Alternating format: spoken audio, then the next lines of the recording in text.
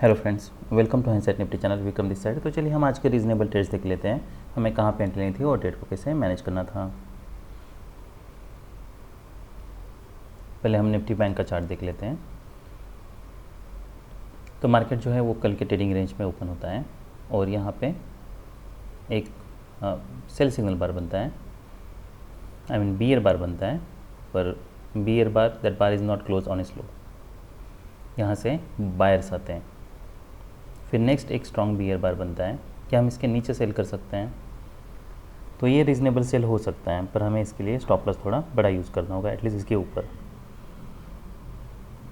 और reasonable stop loss use करना इसलिए ज़रूरी है क्योंकि अगर कुछ पुल बैक भी आता है, आप देख लीजिए यहाँ पे, तब भी हम ये पुल बैक में ट्रेड से हम बाहर ना हो जाए। इसलिए हमें हमेशा ही रीज़नेबल स्टॉप लॉस यूज़ करना बहुत ज़रूरी होता है। तो मान लीजिए आप यहाँ पे अगर सेल करते हो तो आप इसके ऊपर स्टॉप लॉस रखना है। नेक्स्ट फिर एक बुल बार है, फिर स्ट्रॉन्ग बुल बार है, पर जबकि 4 कॉन्जिक्यूटिव बियर बार्स हैं ट्रेडिंग रेंज के हम हाई के पास हैं, तो ये चांसेस ये है कि यहाँ पे ऊपर सेलर्स होंगे। डिसअपॉइंटमेंट है, फिर बियर बार बनता है, फिर डिसअपॉइंटमेंट है, फिर मार्केट यहाँ से नीचे जाने लगता है। देखिए आपके पास दो ऑप्शंस हैं। मान लीजिए अगर आप ये ट्रेड नहीं ले पाते हो, किसी भी रीज़न से अगर आप ये ट्रेड नहीं लेते हो, तो फिर आप ये बार के नीचे ज़रूर सेल कर सकते हो।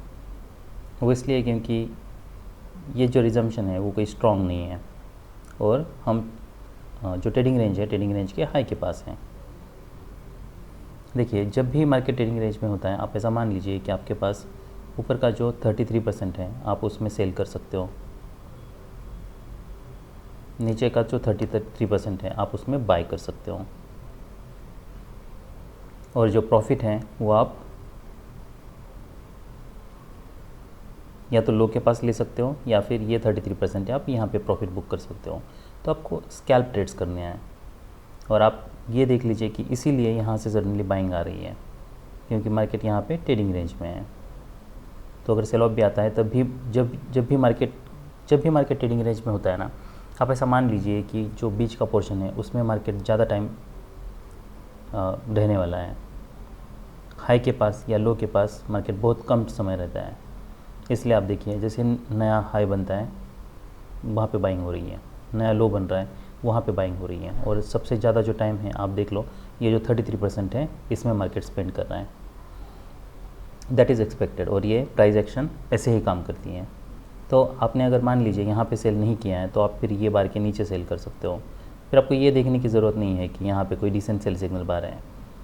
देखिए अगर आप कंपेयर करते हो ना प्राइस एक्शन से, तो ऐसा हो सकता है कि हमें ट्रेंड के हिसाब से मार्केट को ट्रेड करना है।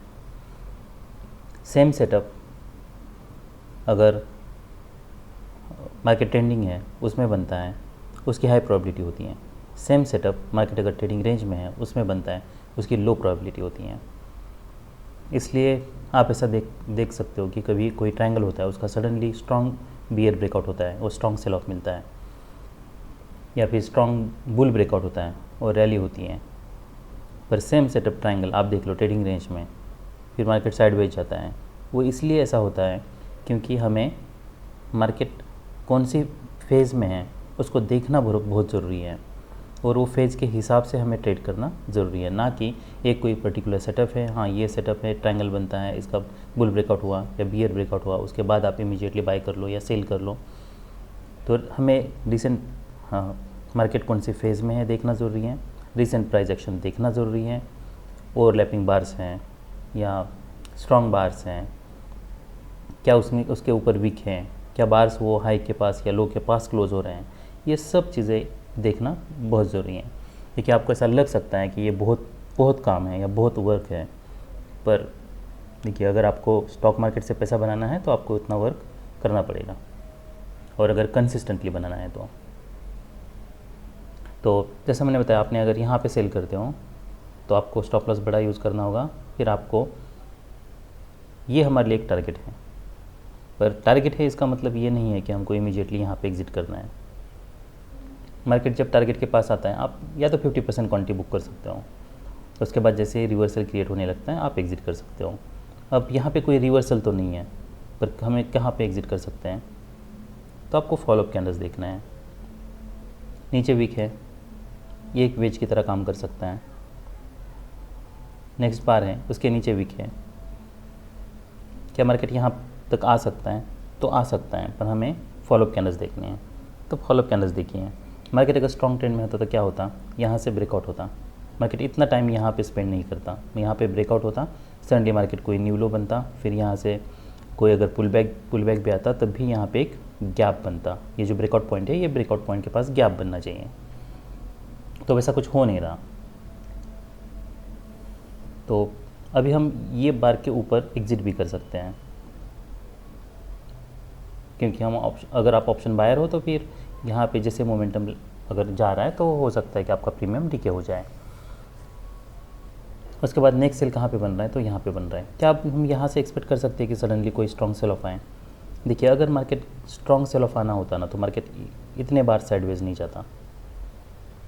ये एक ट्रेडिंग रेंज प्राइस एक्शन है, तो आप ऐसा समझ सकते हैं कि यहाँ से अगर न्यू लो भी बनता है तब भी उसके रिवर्सल होने के चांसेस हैं, या ये जो लो है ये हमारे लिए एक टारगेट हो सकता है। तो अगर सडनली बायर्स आने लगता है तो आप एग्जिट कर सकते हो, या ये बार के ऊपर फिर आपको एग्जिट करना है। और क्या हम बाय कर सकते हैं? तो ऑफकोर्स हम यहाँ पे बाय भी कर सकते हैं। फिर हमें देखना है ये हमारे लिए एक टारगेट होगा, ये है हमारे लिए एक टारगेट होगा। तो आपको फिर बाकी का प्राइस एक्शन देख के ट्रेड को मैनेज करना है। फिर मार्केट यहाँ पे साइडवेज जाता है, क्या हम ये बार के ऊपर बाय कर सकते हैं? तो ये रीज़नेबल बाय हो सकता है, क्योंकि यहाँ पे एक तो ये जो प्रीवियस लो था उसके पास एक माइक्रो डबल टॉप बन रहा है, डबल बॉटम बन रहा है, तो रीज़नेबल बाय है। पर देखिए, रीज़नेबल बाय है इसका मतलब ये नहीं है कि यहाँ से कोई सडनली रैली होगी, उसके चांसेस बहुत कम हैं अनलेस स्ट्रॉन्ग ब्रेकआउट हो। तो अगर आप यहाँ पे बाय भी करते हो तब भी ये जो प्राइस एक्शन है, ये प्राइस एक्शन ये बताती है कि यहाँ से ये जो रिवर्सल होगा वो माइनर होने के चांसेस हैं। और अगर कोई स्ट्रॉन्ग बियर बार बनता है, भले ये 4 कॉन्जिक्यूटिव बुल बार्स हैं, तब भी अगर मार्केट बियर ट्रेंड में है, अभी भी कोई स्ट्रॉन्ग रिवर्सल, देखिए ये मार्केट ऑलवेज इन शॉर्ट ही है। मार्केट अब तक कहीं पे भी ऑलवेज इन लॉन्ग नहीं हुआ है। ऑलवेज इन शॉर्ट मतलब क्या? जो भी रिवर्सल आएंगे वो माइनर होंगे। ऑलवेज इन लॉन्ग मतलब क्या? जो भी रिवर्सल आएंगे वो माइनर होंगे बुल ट्रेंड में। तो अभी यहाँ पे कोई भी ऐसा ट्रेंड नहीं है कि जो ऐसा हमें बता सके कि यहाँ से सडनली रैली हो सकती है। इसलिए आप अगर ये प्राइस एक्शन देखते हो तो बेटर ये है कि जैसे ही कोई स्ट्रॉन्ग बियर बार बनता है, आप विदाउट एनी सेकेंड थॉट आप इसके नीचे सेल कर सकते हो। क्यों सेल कर सकते हैं? क्या हम ऐसा मान सकते हैं ये जो बार्स है इसके कोई रिवर्सल कोई माइनर होगा? ऐसा भी हो सकता है कि यहाँ से फिर मार्केट कोई एक डबल टॉप क्रिएट करे यहाँ पे, या यहाँ से इसके ऊपर ब्रेकआउट हो। देखिए, वो हम उसकी भी पॉसिबिलिटी है, पर ऐसा मान लीजिए कि यहाँ पे इसकी 60% पॉसिबिलिटी है कि मार्केट नीचे आए, 40% पॉसिबिलिटी ये है कि यहाँ से मार्केट रैली करे। तो जहाँ पे भी हाइयर हमें मैथमेटिकल एडवांटेज है, हमें मैथमेटिकल एडवांटेज कहाँ पे है? ये सेल लेने में है, ना कि इसके ऊपर यहाँ पे बाय करने में है और होल्ड करने में है। तो अगर आप यहाँ पे बाय करते हो तो ये बार के नीचे फिर आपको एग्जिट करना है, यहाँ पे आपको सेल भी करना है। फिर हमें मोमेंटम देखना है, बियर बार्स है, माइक्रो चैनल है, तो हम वेट कर सकते हैं। अब हमें पता है कि यहाँ से बियर ब्रेकआउट होने के चांसेस हैं, तो यहाँ पे स्ट्रॉन्ग बियर ब्रेकआउट होता है तो हम एग्जिट कहाँ पे कर सकते हैं? नीचे वीक है, चांसेस ये है कि अब नेक्स्ट बार है उसके नीचे भी वीक हो, तो जैसे ये रिट्रेसमेंट आने लगता है आप एग्जिट कर सकते हो, या फिर ये जैसे बार यहाँ पे बुल बार बियर बार बनने लगता है हम यहाँ पे कहीं पे एग्जिट कर सकते हैं। तो चार्ट कोई कॉम्प्लेक्स है नहीं, तो चार्ट बहुत सिंपल है।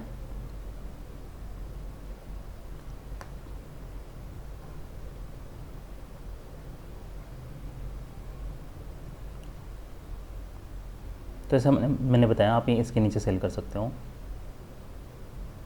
फिर अगर आप इसके नीचे सेल करते हो तो ये आपको स्टॉप लॉस यूज़ करना होगा।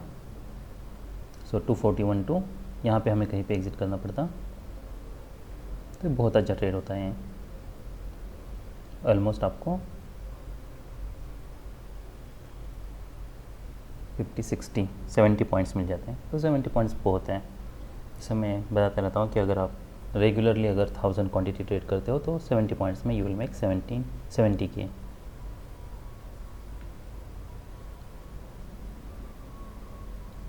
फिर यहाँ पे आपको फिर ये बार के नीचे हम फिर और एक सेल ले सकते थे, ये रीज़नेबल सेल होता।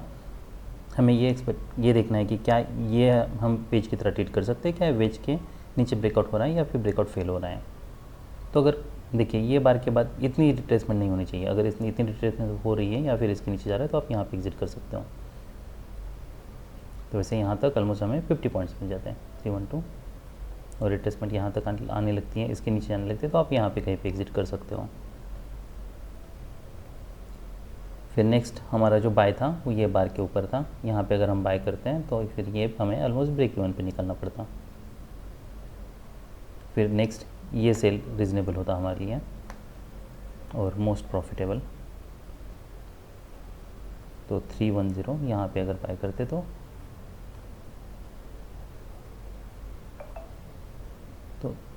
मान लीजिए अगर हम 600 पी, सो 43,600,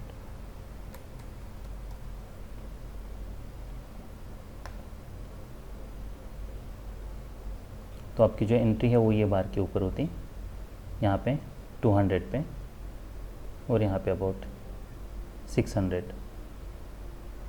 तो 200% का ऑलमोस्ट प्रॉफिट यहाँ पे हम बना पाते हैं। अनफॉर्चुनेटली आज मैं काम में काफ़ी बिजी रहा तो ये ट्रेड नहीं कर पाया।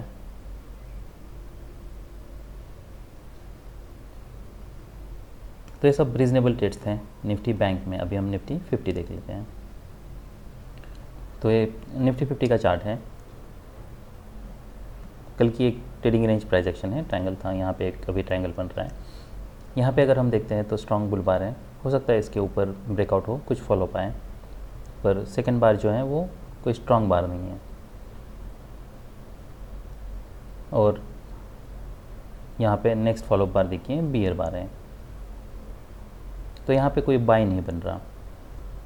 ट्रेडिंग रेंज का लो है, क्या हम ये बार के ऊपर बाय कर सकते हैं? ये कोई डिसेंट बाय सिग्नल बार नहीं है। फिर यहाँ पे फॉलोअप देखिए तो कोई स्ट्रॉन्ग रैली नहीं हो रही है, मार्केट अभी भी ट्रेडिंग रेंज प्राइस एक्शन में ही है। तो हम यहाँ पे कहीं पे भी सेल नहीं करना है। क्या हम ये बार के नीचे सेल कर सकते हैं? देखिए बहुत ओवरलैपिंग बार्स हैं, तो यहाँ पे रिस्क थोड़ी ज़्यादा है, पर फिर भी देखिए ये बार्स देखिए, ये ओवरलैपिंग बार्स और इसमें डिफरेंस है। डिफरेंस ये है कि यहाँ पे कोई क्लियर लेग्स नहीं है। यहाँ पे आप अगर देख लो तो first leg pull back, second leg, तो अगर आप सेल करते भी हो तब भी ये आपके लिए एक टारगेट हो सकता है, पर मैं यहाँ पे सेल नहीं करूँगा क्योंकि यहाँ पे रिस्क बहुत ज़्यादा है। फिर हम कहाँ पे सेल कर सकते हैं? तो जैसे ये बियर ब्रेकआउट होता है, स्ट्रॉन्ग बियर क्लोज है, हम इसके नीचे सेल कर सकते हैं। फिर हम यहाँ पे इसके ऊपर जाने लगता है, ये एक हमारे लिए एग्जिट होता। क्या हम यहाँ पे सेल कर सकते थे? EMA के पास है तो हम सेल कर सकते हैं, ये हमारे लिए एक टारगेट होता।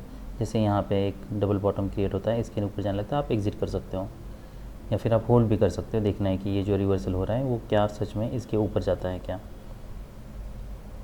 नेक्स्ट इसके नीचे आप सेल कर सकते हो, भले ही देखिए इसमें प्राइस एक्शन भले कोई ओवरलैपिंग बार्स है, पर फिर भी यहाँ पे एक क्लियर ट्रेंड है, तो हम यहाँ पे वेट कर सकते हैं कि ये ब्रेकआउट हो रहा है। ये बिल्कुल स्मॉल पुल बैक ट्रेंड की तरह बिहेव कर रहा है। जैसे कोई स्ट्रॉन्ग बार बनता है, बुल इनसाइड बार बनता है, इसके ऊपर जाने लगता है, तो यहाँ पे हम एग्जिट कर सकते हैं, क्योंकि अब चांसेस ये है कि एटलीस्ट EMA तक जाए। मार्केट EMA तक जाता है, यहाँ पे डबल टॉप क्रिएट करता है, यहाँ पे डिसेंट सिग्नल बार है, हम इसके नीचे सेल कर सकते हैं। तो चार्ट थोड़ा अलग है निफ्टी बैंक से, इसलिए हम थोड़ा अलग तरीके से ट्रेड कर रहे हैं। पर चार्ट, ट्रेंडिंग चार्ट कभी भी कॉम्प्लेक्स नहीं होते हैं। तो इसमें ट्रेंड में पैसा बनाना बहुत आसान हो जाता है।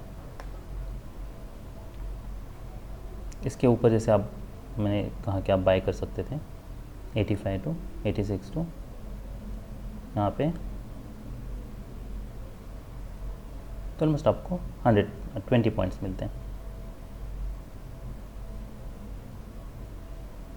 नेक्स्ट सेल हमारा ये बार के नीचे था 102, यहाँ पे फिर से 10-20 पॉइंट्स मिलते हैं। नेक्स्ट क्या हम ये सवार के नीचे सेल कर सकते हैं? तो कर सकते हैं। फॉलोअप बार्स देखना है, यहाँ पे मार्केट साइडवेज जा रहा है, पर यहाँ पे एग्जिट करने की ज़रूरत नहीं है। यहाँ पे एग्जिट इसलिए करना है क्योंकि मोमेंटम मिल रहा है हमें। यहाँ पे मोमेंटम मिल रहा है और डबल बॉटम बन के क्लियरली रिवर्सल हो रहा है, क्योंकि नीचे वीक हैं, बड़ी वीक हैं। अगर मैं यहाँ पे देखता हूँ तो यहाँ पे एक बस बुल बार बना है, यहाँ पे बियर बार है, पर क्या इसके ऊपर मार्केट जा रहा है? हमारे पास एटलीस्ट ये ऑप्शन है कि हम यहाँ तक वेट कर लें या फिर 2 कॉन्जिक्यूटिव बुल बार्स तक वेट कर लें। यहाँ पे हमें ज़रूरत नहीं है, यहाँ पे हमें उतना वेट करने की ज़रूरत नहीं, क्योंकि मोमेंटम है यहाँ पे बड़ी वीक है। चांसेस ये है कि सडनली यहाँ से रिवर्सल आए, और ये ऐसे ही होता है। यहाँ पे वैसा नहीं है, तो इसलिए हम यहाँ पे वेट कर सकते हैं। जैसा मैंने बताया, यहाँ पे जैसे एक इनसाइड बार बनता है, आप इसके नीचे एग्ज़िट कर सकते हो। तो हम यहाँ पे बाय करते हैं और इसके नीचे एग्ज़िट करते हैं, तो यहाँ पे भी हमें 20 पॉइंट्स मिलते हैं। क्या हम इसके ऊपर बाय कर सकते हैं क्या? तो हम ऑप्शन का चार्ट देख लेते हैं, 19400 का सी।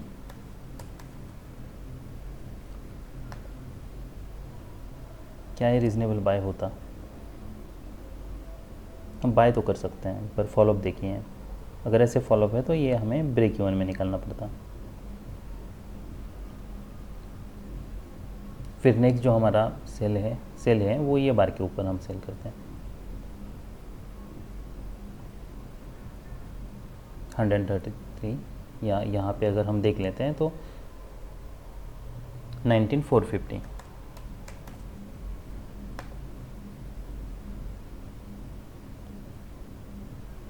तो अगर ये बार पे आप 100 पे अगर बाय करते तो यहाँ पे ऑलमोस्ट आपको 100% प्रॉफिट मिलता।